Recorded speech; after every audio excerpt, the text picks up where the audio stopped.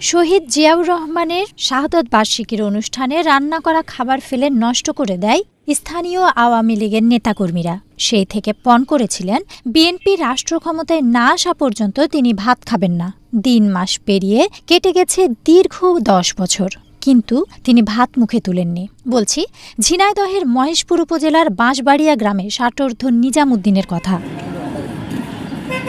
স্থানীয়রা জানায় 2014 সালের 30 মে বাঁশবাড়িয়া দাখিল মাদ্রাসায় শহীদ প্রেসিডেন্ট জিয়াউর রহমানের মৃত্যুবার্ষিকী পালন করার সময় আওয়ামী লীগের নেতাকর্মীরা বাধা সৃষ্টি করে, নষ্ট করে দেন তাদের রান্না করা খাবার।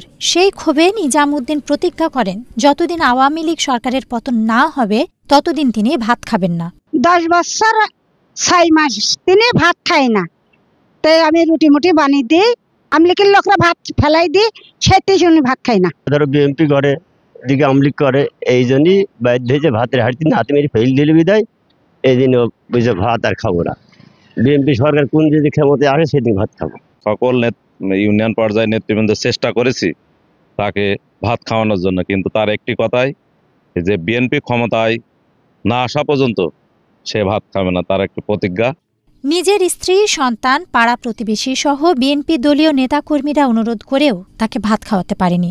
বাড়িতে বা দাওয়াতে গেলে খেয়েছেন রুটি। পেশায় কাঠমিস্ত্রি নিজামুদ্দিন জানান, যতদিন বিএনপি রাষ্ট্র ক্ষমতায় না আসবে ততদিন তিনি ভাত খাবেন না।